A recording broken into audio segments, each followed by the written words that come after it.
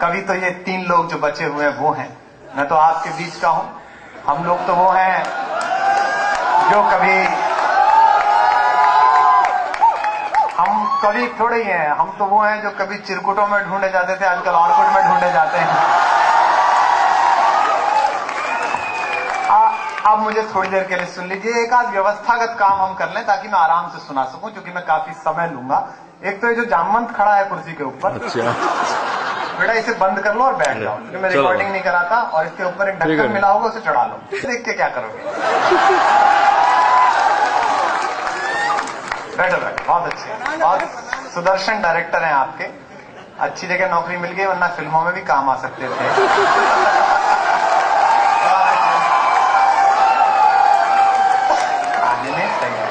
महेश भट्ट को ऐसे ही चाहिए।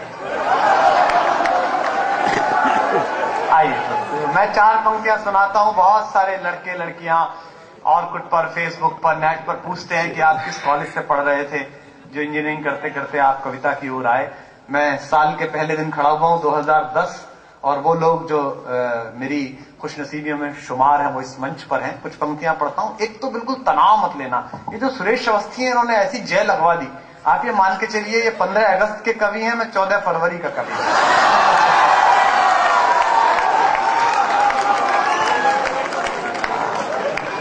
सुरेश अवस्थी कह रहे हैं कि 15 अगस्त ना हो तो 14 फरवरी आ नहीं सकती। मैंने इनसे ये कहना चाहता हूं कि 14 फरवरी हो जाती है तो ही 15 अगस्त हो पाता है। आइए मैं 4 पंक्तियां सुनाता हूं आपको। हम मेरठ कमिश्नरी, मुरादाबाद, यहां पैदा हुए लोग, दुनिया के सबसे शक्तिशाली लोग। ये लोग सोचते हैं कि ये कोई वीर रस की बात कर रहे हैं। बाहर से बहुत कवि आते हैं, आज तो राजस्थान से कोई आया नहीं। कल मुझे एक राजस्थान का कवि मिला था कवि सम्मेलन में, बोला हम वीर। मैंने कहा हम यूपी वाले वीर। मनोज जी आप चिंता मत करना, आज की रात में आपका आदमी हूं। मनोज जी इतने प्रसन्न हुए कि चलो सुदर्शन आदमी मिला। तो मैंने कहा हम वीर। बोले आप कैसे वीर? मैंने कहा आप कैसे वीर? बोले हम राजस्थान के लोग हैं, हम महाराणा प्रताप के स्टेट की फोटो स्टेट है। मैंने कहा हम यूपी के लोग, हम वीर। बोले नहीं हम वीर। मैंने कहा आप कैसे वीर? बोले हम राजस्थानी हैं, हम बात पर जान दे देते हैं। मैंने कहा यूपी आना, हम बिना बात दे देते।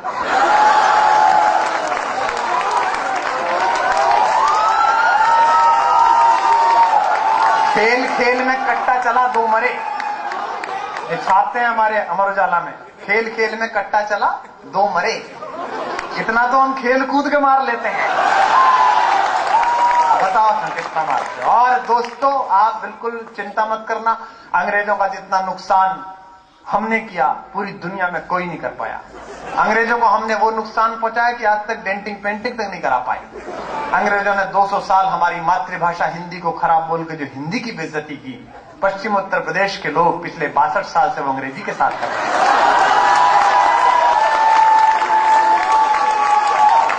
ऐसी अंग्रेजी बोलते हैं कि ऑक्सफोर्ड वाले नाला ढूंढते किधर कूद के मरे। मैं एक चौधरी साहब के यहाँ शादी में गया मेरठ, तो वो बैरे से कह रहे थे, हाँ वो बैठे वहां पर, बड़े खुश हुए वो। मैं एक चौधरी साहब के यहाँ गया शादी में, तो वो बैरे से कह रहे थे, दिखे भाई लेडियों ने खा लिया हो तो जेंटों को लगाओ। ये मात्रा किसी पर चढ़ती हो तो चढ़ा के बताओ। चौधरी साहब आए नाक सुनकते, मैंने कहा चौधरी क्या हो गया? बोले कुछ नहीं भाई, विंडो से विंटर लग गई। वो पत्नी आई, उनकी बच्चा गोदी में बहुत रो रहा। मैंने कहा भाई साहब क्या हुआ? आइए चौधरी साहब। अच्छा उधर से आ जाइए, पीछे से आ जाइए, कुछ काम वहीं से शोभित होते हैं। मैंने कहा भाभी जी बच्चा बहुत रो रहा है। बोली पता नहीं भाई साहब, ना स्लीप रहा है ना हीट रहा है, बस रीप रहा है।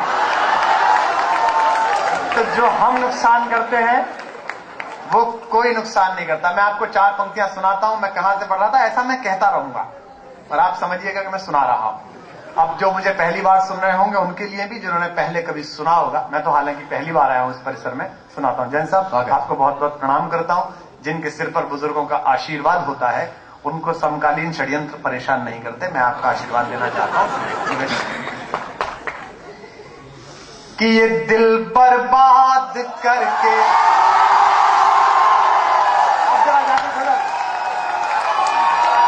बहुत अच्छे, बहुत अच्छे। अवस्थी जी ये वो लड़के हैं जो आपके साथ राष्ट्र निर्माण में जा रहे थे।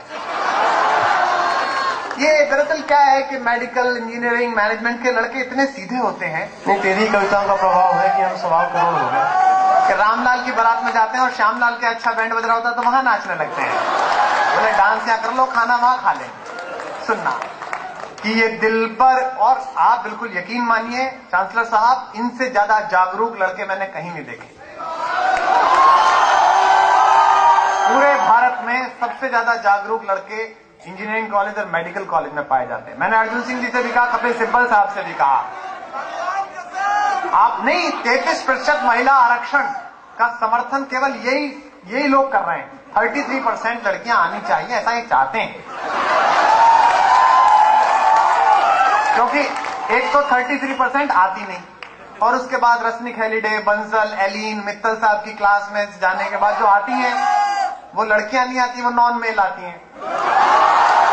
तो इसलिए काफी दिक्कत हो जाती है बच्चों को। मैं आपका दर्द समझता हूं, सुनेगा कि ये दिल बर्बाद करके इसमें क्यों आबाद रहते हो। अब जरा शहर का नाम सुनना और झूम कर दाद देना।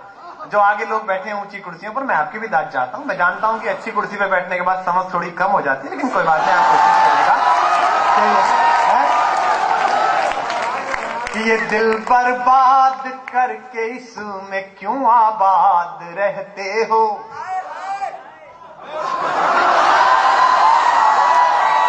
ये तुम रात को इतने बजे हाय हाय करने की आदत मत डाल लेना, वरना कल घर जाके करोगे तो पड़ोसी सोचेगा इसे कैसे पता चल गया।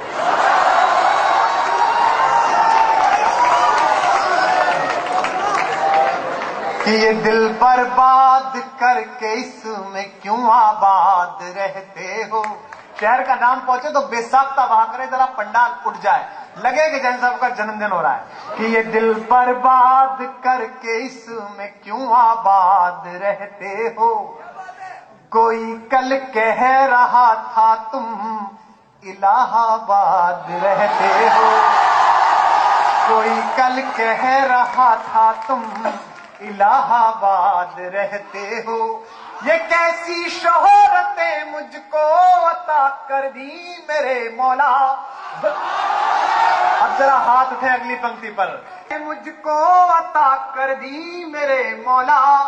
मैं सब कुछ भूल जाता हूँ मगर तुम याद रहते हो।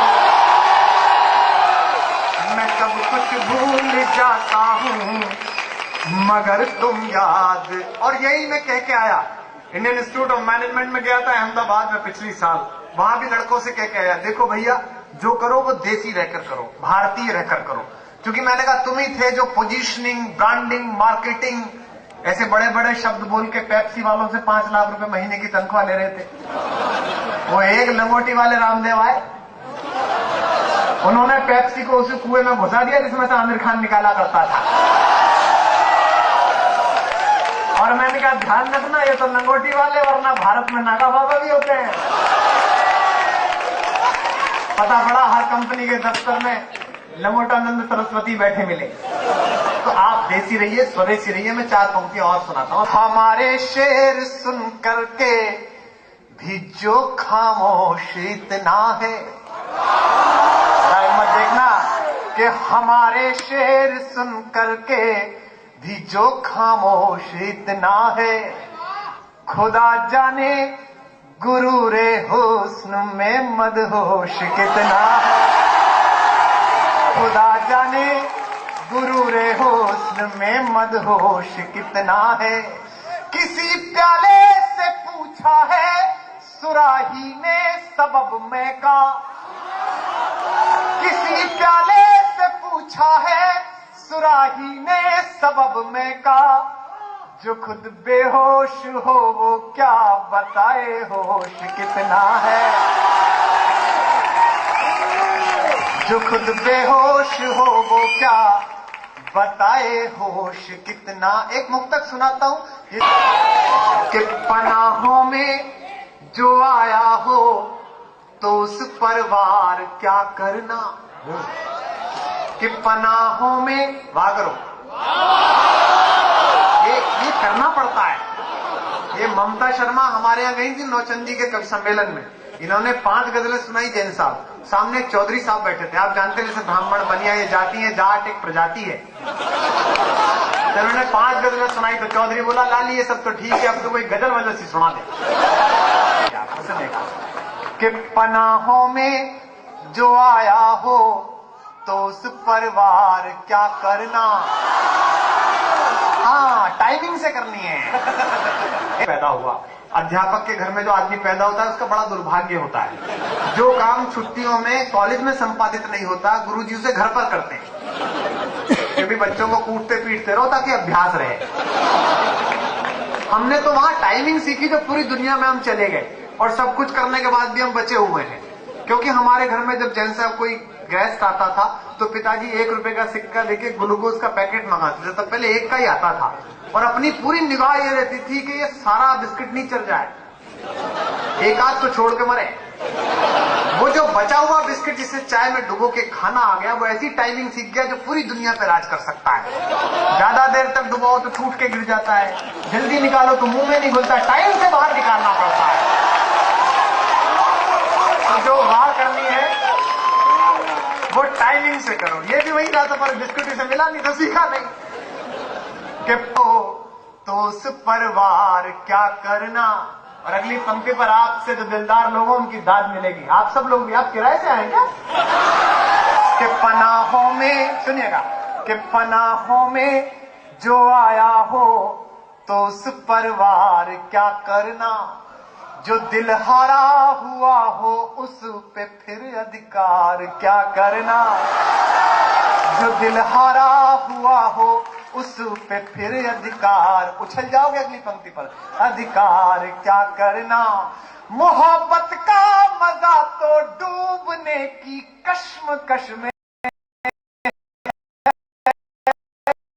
मजा तो डूबने की कश्मकश में है। जो हो मालूम गहराई तो दरिया पार क्या करना। जो हो मालूम गहराई तो दरिया पार क्या करना। कितना कठिन।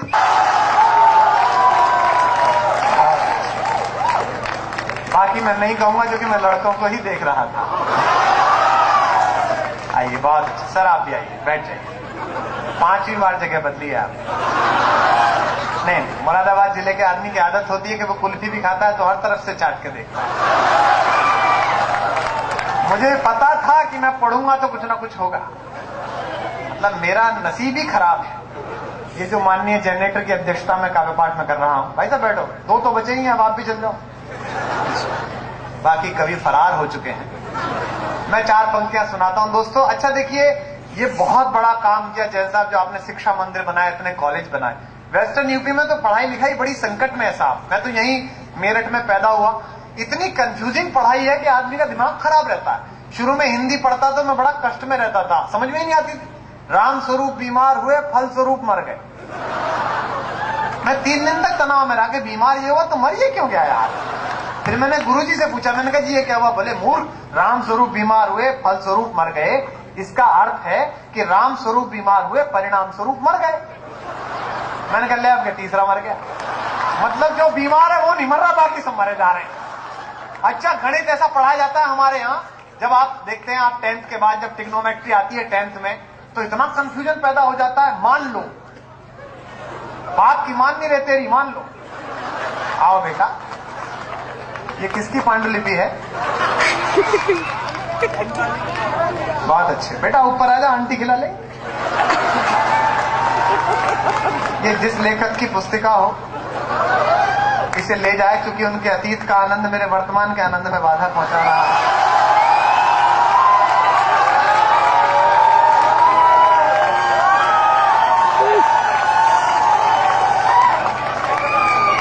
बहुत अच्छे, कोई नहीं तो अभिषेक को ही दे दो भाई। ये जिसकी भी पांडुलिपि है जैन साहब, उस लेखक की अकेली किताब होगी। जाओ बेटा, हाँ बहुत अच्छे, बहुत अच्छे, ले जाओ। नहीं 2 किताबें हैं, 2 ही काफी हैं, क्योंकि रात को इतने बजे तक जगते होंगे तो तीसरी किताब की तो भूमिका भी नहीं लिखने दे रहा हूं।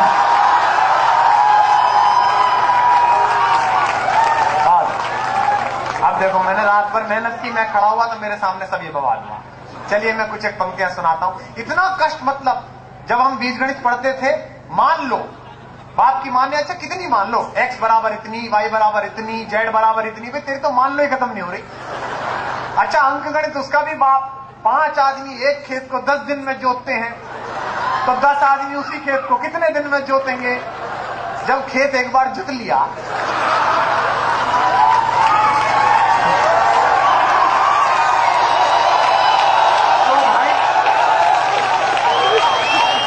तो भाई ये बताओ कब तक जोतो? 62 साल में खेत ही जोते जा रहे। पहले मेरे दादा काम पे लगा दिए, फिर मुझे लगा दिया, आप हद हो गई यार, अब बीज डालो, आगे की तैयारी करो। अच्छा इससे ज्यादा खतरनाक अंग्रेजी और हमारा इतिहास। अंग्रेजी में मेरा हाथ पहले से ही तंग था। आज मुझसे प्रवीण कह रहा था, बोला यार मेरा प्रोनाउंसिएशन खराब है। मैंने कहा यार मेरा भी वही खराब है तो तेरा खराब है, क्योंकि मुझसे तो ये भी नहीं बोला जा रहा। हमारे यहाँ आप देखो गढ़मुक्तेश्वर में, मैं आज गया गढ़गंगा पर, मैंने देखा एक बंगाली परिवार और एक पंजाबी परिवार, दोनों परिवार कार लगाए खड़े। तो बंगाली बोला कि तो भालो नदी बहता है, पंजाबी बोला किन्नी सोड़ी नदी बहती है। तो वो बोला बहता है, नहीं बहती है, बहता है, बहती है। मुरादाबाद का भी था, तो उसने कहा भाई साहब ये नदी बहता है कि बहती है? तो मुरादाबाद वाला बोला ना ये बहता ना बहती है, तो बह है।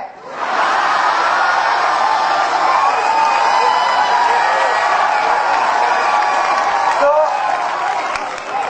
हमारे यहाँ नदी नाले भी हमारी इच्छा से चलते हैं। मैं आपको पंक्तियां सुनाता हूं, बड़ी बदनाम पंक्तियां हुई, पूरी दुनिया में गई। और दोस्तों यकीन मानिए मैं आपको धन्यवाद देने हर रात आता हूं किसी कैंपस में, क्योंकि मैं कवि सम्मेलन परिवार में और अपने परिवार में जिस लड़ाई में था, खुद को प्रूव करने की जिस जद्दोजहद में था, वो अगर आपके इंटरनेट ना होता, आपकी ये लोकतांत्रिक खिड़की ना होती माइक्रोसॉफ्ट की, तो शायद मैं न जीत पाता। मैं उन पंक्तियों को सुनाता हूं जो सब आपके पास पहुंची है, जो अब आपकी हो गई हैं। सुनिएगा कि कोई दीवाना कहता है, शुक्रिया, बस इसी तरह सुनिएगा और ये माहौल बनाए रखिएगा। आप सब लोग जो बुजुर्ग हैं, मैं आपकी भी दुआएं चाहता हूं। मैं प्रेम का कवि हूं, प्रेम तो ऐसी दवा है जो एक्सपायरी डेट के बाद भी काम करती है। कि कोई दीवाना कहता है, कोई पागल समझता है, मगर धरती की बेचैनी को बस बादल समझता है। मैं तुझसे दूर कैसा हूं, तू मुझसे दूर कैसी है। इस बार तालियों का महोत्सव करना। तू मुझसे दूर कैसी है, ये तेरा दिल समझता है या मेरा दिल समझता है। कि पुकारे आंख में चढ़कर तो खूं को खूं समझता है। मैं मुक्तक भी सुनाऊंगा ताकि आप उसी रस में न रह जाएं। कि पुकारे आंख में चढ़कर, अभिषेक अगर यार तुम दांत दो आ गए तो पेमेंट तो लेके जाएंगे, तुम तनाव मत लो यार। कि पुकारे आंख में चढ़कर, बहुत मेहनत की अभिषेक ने इस कवि सम्मेलन को सफल बनाने के लिए। हमको फोन किए, मुझे फोन किए लगातार पिछले 15-20 दिन से, आधी आधी रात फोन करके मेरे दाम्पत्य जीवन में जो खलल डाला, मैं उसके लिए बहुत आभारी हूं। अक्सर 12 बजे पूछते थे अभिषेक कपूर साहब, और डॉक्टर साहब क्या कर रहे हो? मैं उनका आ रहा हूं करके ही बताऊंगा, भाई संचालन कर रहा हूं और क्या कर रहा हूं उस समय। कि पुकारे आंख में चढ़कर तो खूं को खूं समझता है। अगली पंक्ति अगर शुद्ध शायरी की हो, आज एक बड़े शायर राहत इंदौरी साहब का जन्मदिन भी है आपके साथ जैन साहब, तो मुझे शायरी पर भी जवान दोस्त दाद दें। मत मानिए आप चेतन भगत को कथाकार, और मत मानिए कुमार विश्वास को कवि। मंच के जो बड़े लोग हों और जो समीक्षक हों, कोई फर्क नहीं पड़ता ना मेरी सेहत पे ना उसकी सेहत पर। हमारा योगदान सिर्फ ये है कि 6-7 साल पहले हिंदुस्तान के कवि सम्मेलनों में जवान लड़के लड़की नहीं आते थे। मैं कविता कैसी लिखता हूं मुझे पता नहीं, पर मेरा नाम छपता है तो मेरे नौजवान दोस्त आते हैं। मैं सिर्फ इतनी बात जानता। चढ़कर तो खूं को खूं समझता है। अपने लिए अगली पंक्ति पढ़ता हूं जो मैंने किया इस मंचों पर, आपकी वाह ऐसी गूंजे कि मेरे आदरणीय मित्रों को पता चले। कि पुकारे आंख में चढ़कर तो खूं को खूं समझता है, अंधेरा किसको कहते हैं ये बस जुगनू समझता है। अंधेरा किसको कहते हैं ये बस जुगनू समझता है। हमें तो चांद तारों में में भी तेरा रूप दिखता है। जिन्हें समझ आ जाएगी अगली पंक्ति वो दाद देंगे। लड़कियों को बड़ा भ्रम होता है कि वो किसी तरह से प्रशंसा पाती रहें, और लड़के भी झूठ बोलने की आदत पाई लेते हैं। हमें तो चांद तारों में भी तेरा रूप दिखता है, मोहब्बत में नुमाइश को अदाएं तू समझता है। मोहब्बत में नुमाइश को अदाएं तू समझता है। और कहता हूं कि मोहब्बत एक एहसासों की पावन सी कहानी है। कभी कबीरा दीवाना था, कभी मीरा दीवानी है। यहाँ सब लोग कहते हैं मेरी आंखों में आंसू हैं। फिर एक एक हाथ खुला हुआ इस बार। यहाँ सब लोग कहते हैं मेरी आंखों में आंसू हैं। जो तू समझे तो मोती है, जो ना समझे तो पानी है।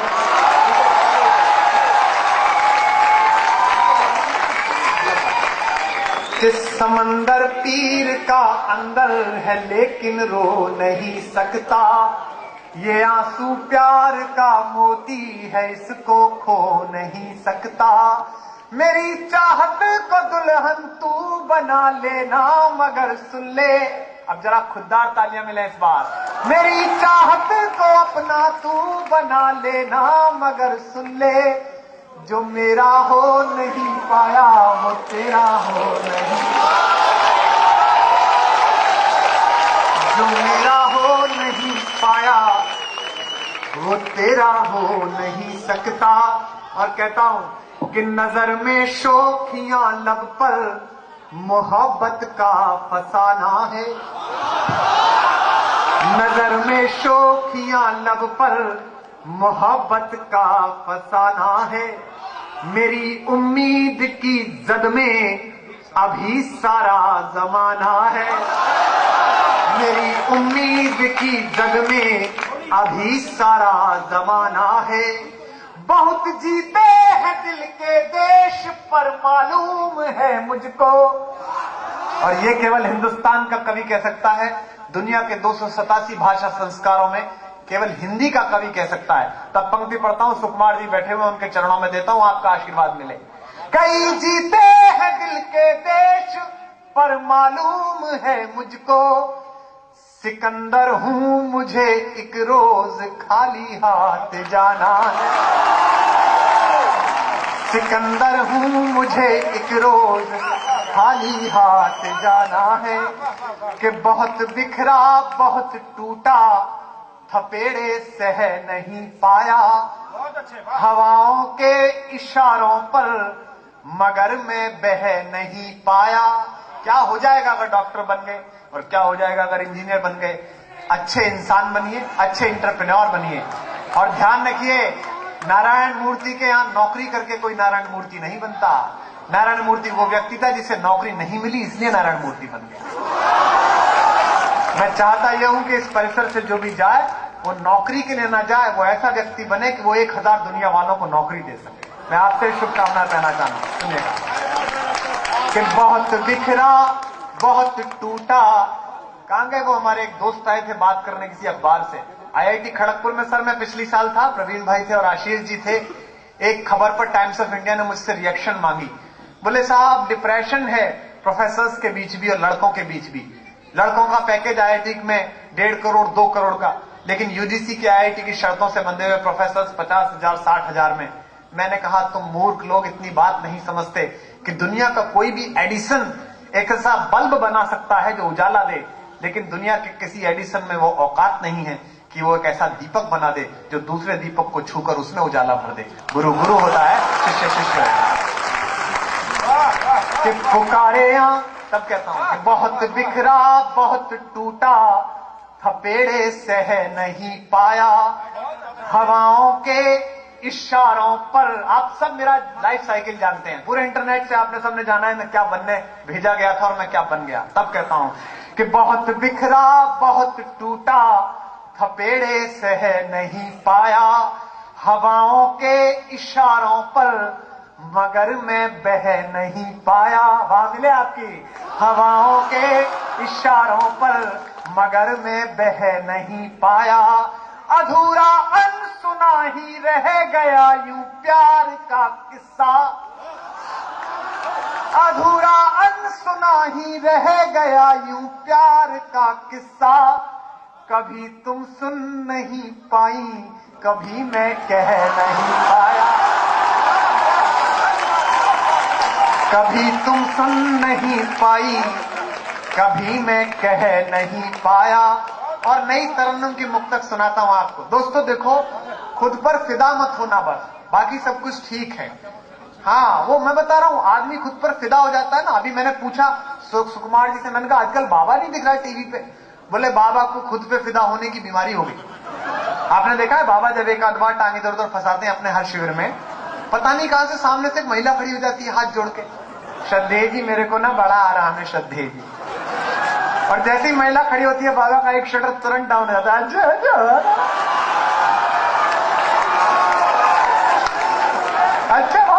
अच्छा बाबा ये नहीं पूछते आराम कहाँ है, वो महिला खड़ी होगी आराम ही आराम है, बताओ और क्या है। अच्छा बाबा जितना ज्ञान दे रहे हैं लोग उससे ज्यादा ज्ञान ले रहे हैं। बाबा कह रहे हैं स्वस्थ रहो, लोग सोच रहे हैं कि इससे कैंसर ठीक हो जाएगा। हम लोग आए ट्रेन में, वो 15-20 महिलाएं भाभियां नखून घिस रही, खट खट खट। मैंने कहा भाभी जी ये क्या कर रही है? बोले भैया वो बाबा ने बताया नखून घिसने से ना बाल बढ़ते हैं। वो एक भाभी मुंह पे रुमाल लगाए बैठी, मैंने आप नहीं घिस रही? बोले भैया 6 महीने घिसे थे, मूछे निकल आए। भाई ज्यादा ही घिस दिए होंगे। तो मैं कहना ये चाहता हूं कि खुद पर फिदा मत होइए आप। तब पंक्तियां पढ़ता हूं, सुनेगा। नई मुक्तक सुनाता हूं कि बस्ती बस्ती घोर उदासी, पर्वत पर्वत खालीपन। आनंद लीजिएगा, ये आपके लिए है। और एक बात ध्यान रखना दोस्तों, किसी को देखने के लिए एक पल काफी है, उसे समझने के लिए एक दिन काफी है, उसे प्यार करने के लिए एक साल काफी है, लेकिन उसे भूलने के लिए एक जिंदगी छोटी है।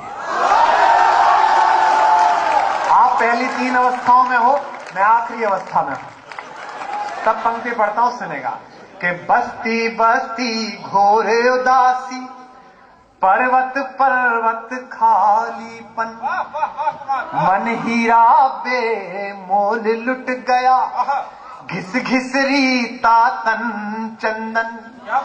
इस धरती से उस अंबर तक 2 ही चीज गजब की है। आधी पंक्ति पर एक एक व्यक्ति वाह करेगा और पंक्ति पूरे होते ही हाथ आकाश में उड़ जाएंगे। रोक कर देखना, दावा करता हूं। इस धरती से उस अंबर तक 2 ही चीज गजब की है, एक तो तेरा भोलापन है, एक तो तेरा भोलापन है, एक मेरा दीवाना मन। एक तो तेरा भोलापन है, एक मेरा दीवानापन।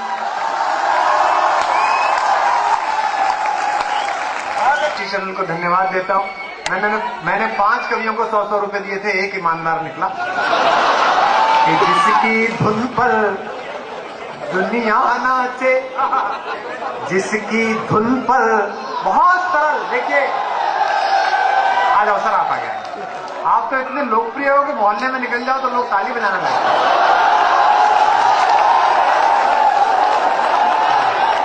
समझ में नहीं आ रहा कि जब बोल रहे हैं कि मैं रहा हूं। अच्छा वो क्या है, मतलब अभिषेक बुला लो यार उनको, वो आए कि छोड़े गए? आज नहीं होते कई तरह के लोग, ये चलता रहे। देखिए मेरे कार्य पाठ में ये होता रहेगा, इसलिए मैं बिल्कुल नहीं रोकूंगा। जिनको कोयला डालना है, चाय पीनी है, सब करो। ये बाकी कभी करते हैं कि ऐसा मत करो, मेरे टाइम में सब करो। क्योंकि किसी किसी आदमी की कुंडली में राहु ऐसी जगह होता है कि फजीता होता ही है। जैसे मेरी कुंडली में, मेरी और संजय दत्त की एक जैसी कुंडली है अभिषेक, उसकी कुंडली भी ऐसी है। पहले तो ऐसी बंदूक लिया जिसका लाइसेंस नहीं था, फिर लुगाई ऐसी लिया जिसका लाइसेंस किसी और पे है। उसका फजीता होता ही रहता है। चलेगा, पंक्ति सुनाता हूं कि जिसकी धुन पर दुनिया नाचे। रात भाई आइए, क्या बात है कि जिसकी धुन पर दुनिया नाचे, बहुत सरल लिखता हूँ, इसीलिए आप लोगों ने मुझे स्वीकार कर लिया, पूरी जवान पीढ़ी की मोहब्बत मुझे मिली क्योंकि सरल लिखता हूँ। मैंने यही सीखा बड़े लोगों से। मैं तो 14 सितंबर को हिंदी दिवस में एक बैंक में गेस्ट था, तो मैंने वहां भाषण दिया कि देखो सरल हिंदी का प्रयोग करो, नेम प्लेट हिंदी में लगाओ, ड्राफ्ट हिंदी में भरो। मनोज जी मैं घर लौटा ही था कि फोन आ गया, बोले साहब मैनेजर साहब कुट गए। मैंने कहा क्या हुआ? बोले हिंदी ने पिटवा दी। पता चला कि जो लड़की करंट अकाउंट पे बैठती थी उसके आगे लिखवा दिया चालू खाता। तो लड़की ने मारा कि नालायक, जो बात गोपनीय थी सार्वजनिक करना चाहता है। तो मैं इतना सरल लिखता हूं कि कई बार पिटने की नौबत आ जाती है। सुनिए कि जिसकी धुन पर दुनिया नाचे, साहब दो आप तो ऐसे बैठिए तो राजघाट पे गांधी जी की विधवा। हाँ देखो आप कि जिसकी धुन पर, मैं बहुत बहुत आज शुभकामना देता हूँ राज इंदौरी साहब को कि जिसकी धुन पर दुनिया नाचे, दिल ऐसा एक तारा है। आधी पंक्ति मैं बोलूंगा, आधी आप बोलना, जितने हैं सब बोलना। बहुत धुन पर दुनिया नाचे, दिल है। सर पढ़ूं भाई साहब? कहीं भी दो लोगों की जगह देखकर बैठे।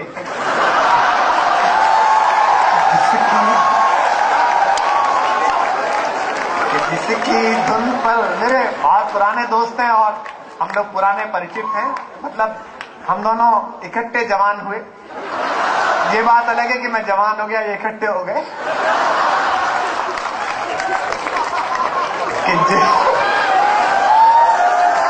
कि जिसकी मैं थोड़ी देर भी जैन साहब गंभीरता की बात करूं तो बड़ा अजीब लगता है मुझे।